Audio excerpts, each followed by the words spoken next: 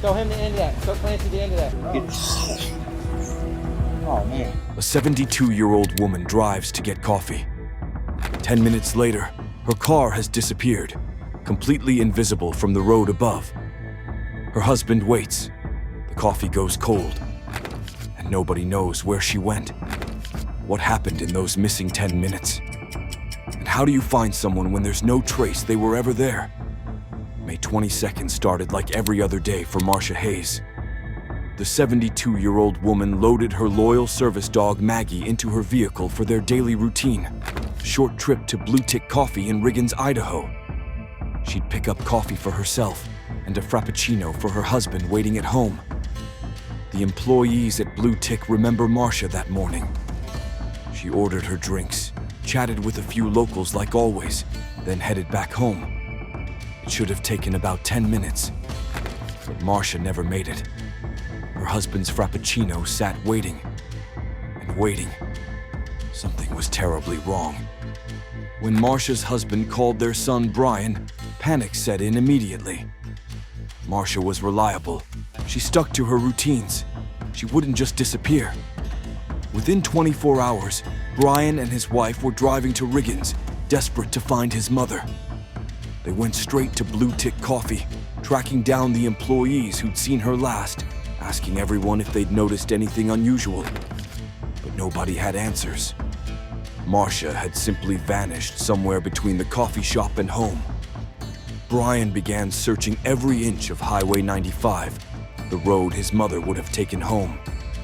He walked along the roadside, looking for any sign, skid marks, broken barriers, anything that might explain where she'd gone. The local sheriff's department joined the search, but the area was difficult. Steep cliffs dropped away from the road.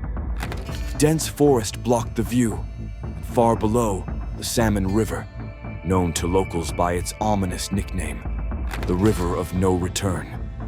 Days passed with no trace. It was as if Marsha and Maggie had driven into thin air. How could a car simply disappear on a main highway? Where could she have gone? Then, after several days of searching, a local resident noticed something others had missed.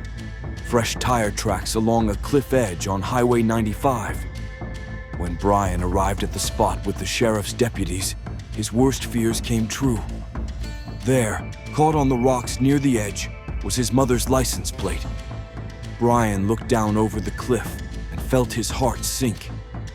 He could see pieces of the vehicle scattered on the massive boulders below. His mother's car had gone off the cliff and plunged into the river. The crash site told the story. Marsha had been driving around a curve when something went wrong. Her vehicle missed the turn, crashed through the edge, hit huge rocks, and tumbled into the Salmon River below. But this wasn't just any river. The Salmon River is fed by melting snow from the nearby mountains. The water rushes through with incredible power, 31,000 cubic feet per second. That's enough water to fill an Olympic swimming pool in less than 3 seconds. The sheriff's department delivered heartbreaking news to Brian. They couldn't recover his mother. The river was too dangerous. They didn't have the special equipment needed. They didn't have divers trained for such extreme conditions. The powerful current, the depth, the rocks. It was simply too risky. Marsha would have to stay in the river. Brian couldn't accept that answer. His mother was down there. He wasn't going to leave her. Brian and his family returned to Portland and bought whatever they could find. Powerful lights from Amazon, underwater cameras, a generator. They drove back to Idaho and worked through the night, setting up lights that lit up the entire canyon at 2 a.m. They lowered cameras on ropes, staring at tiny screens, searching desperately through the murky water. But without proper equipment, without training, without boats that could handle the rapids, they couldn't find her. Brian sat in a parking lot, feeling completely lost.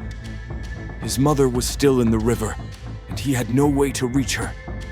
Then his sister-in-law found someone who could help. She'd sent an email to Doug Bishop, a specialist who recovers vehicles from underwater. When she called Brian with Bishop's phone number, Brian explained the situation. Within 3 minutes, Bishop made his decision. "You've said enough. I'm coming." Doug Bishop arrived and immediately understood the challenge.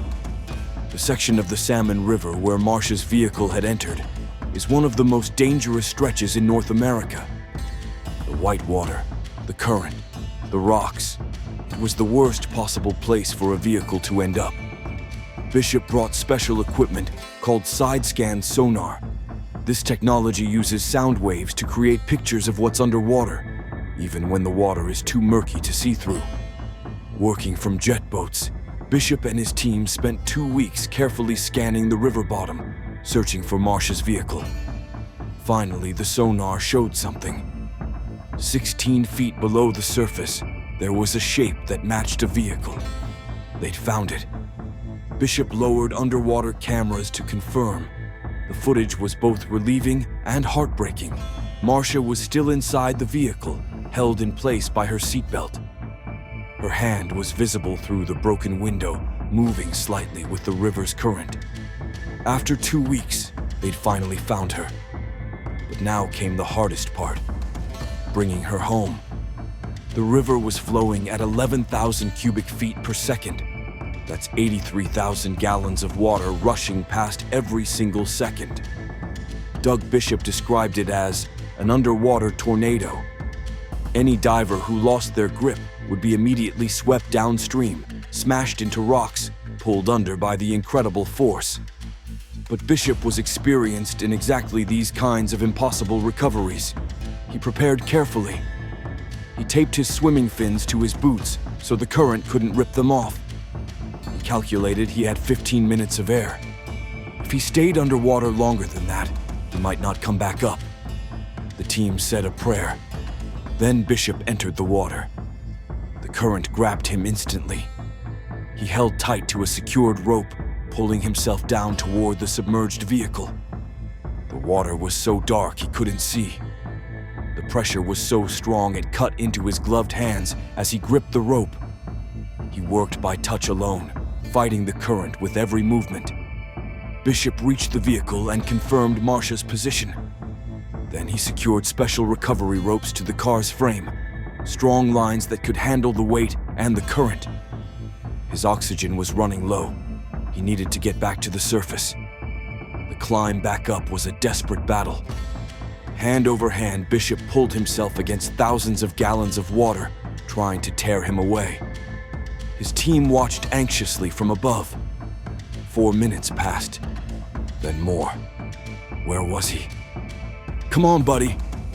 Come on," someone called out. Finally, Bishop's head broke the surface. He was exhausted, briefly sick from the effort, but alive. The most dangerous part was done. The rope was secured.